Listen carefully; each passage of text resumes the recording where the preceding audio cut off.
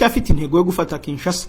Corneille Nangaa wa AFC M23, Perezida w'ihuriro AFC ry'imitwe ya politike n'umutwe witwaje intwaro wa M23 Corneille Nangaa yatangaje ko intambara yabo igifite intego yo gukuraho ubutegetsi bwa Repubulika ya Demokarasi ya Kongo buri Kinshasa. Yabivuze mu gihe leta ya Kongo ifite impungenge ko abarwanyi ba M23 bashobora gufata umujyi wa Goma nyuma yuko bafashe centre ya Minova ku itariki ya 21 z'uku kwezi. Hari umusirikare wa FRDC waganiriye n'ikinyamakuru Libre cyo mu Bubiligi agitangariza ko bamaze gutsindwa intambara, gusa ngo icyo bari gukora ubu ni ukugerageza guca intege abarwanyi ba M23 aho kwisubiza ibice bambuwe. Yabwiye la Libre Belgique ati twatsinzwe intambara, ubu turi mu ntambara yo guca intege, twaratentebutse bigaragara rwose, turi kugerageza guca intege umwanzi uko dushoboye ariko nta mpamvu tugifite. Abasirikare ntabwo bahembwa, nta ntwaro zihagije bafite kandi bagaburirwa bike. Corneille Nangaa wa AFC M23 yasobanuye ko abarwanyi babo badahanganye n'ingabo za Kongo kuko ari abanyekongo bene wabo, ahubwo avuga ko bahanganye n'ingabo z'u Burundi n'umutwe w'iterabwoba wa FDLR, bo bigaragara ko bagifite imbaraga. Ati ntabwo turi kurwanya abasirikare ba Kongo, ni abanyekongo nkatwe, abanzi bacu bafite imbaraga ni ingabo z'u Burundi na FDLR.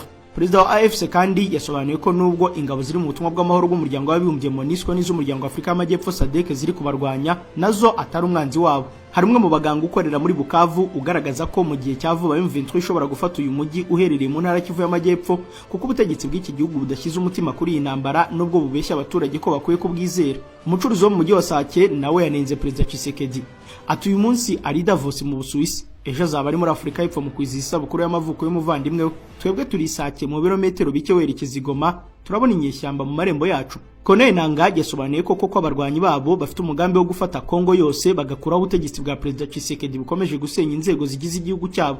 Ati intego yacu iracyari gufata Kinshasa, dushaka kubohora Kongo yose, dushaka kubaka igihugu tugakuraho iyi leta isa n'itariho, dushaka kubaka byose, igisirikare, polisi, ubutabera, imiyoborere, mbese biri kubura uyu munsi. Turi abanyekongo twashoje intambara kuri leta ya Kinshasa itubahiriza inshingano ifite ku banyekongo, ahubwo igakorera benshi mu baturanyi. Intambara mu burasirazuba bwa Kongo yafashe indi ntera mu gihe Perezida Tshisekedi yanze kugirana ibiganiro bitaziguye na M23 yayise umutwe w'iterabwoba, asobanura ko ibiganiro n'iri huriro ari umurongo utukura adashobora kurenga.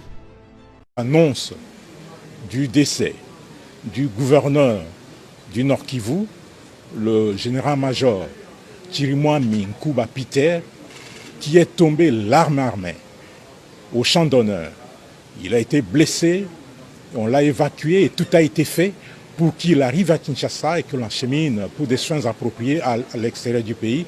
Mais malheureusement, il a succombé de ses blessures. Voilà l'essentiel de tout cela et les honneurs lui seront rendus lors des obsèques nationales qui seront organisées ici à Kinshasa. Le message que je voudrais adresser aux militaires des forces armées et à tous les défenseurs de la République, et particulièrement aux vaillants combattants Wazalendo VDP, est celui-ci. La meilleure façon de venger le général Chirimwami est de repousser ces agresseurs et de récupérer toutes les localités qu'ils occupent aujourd'hui. C'est un devoir, c'est une obligation.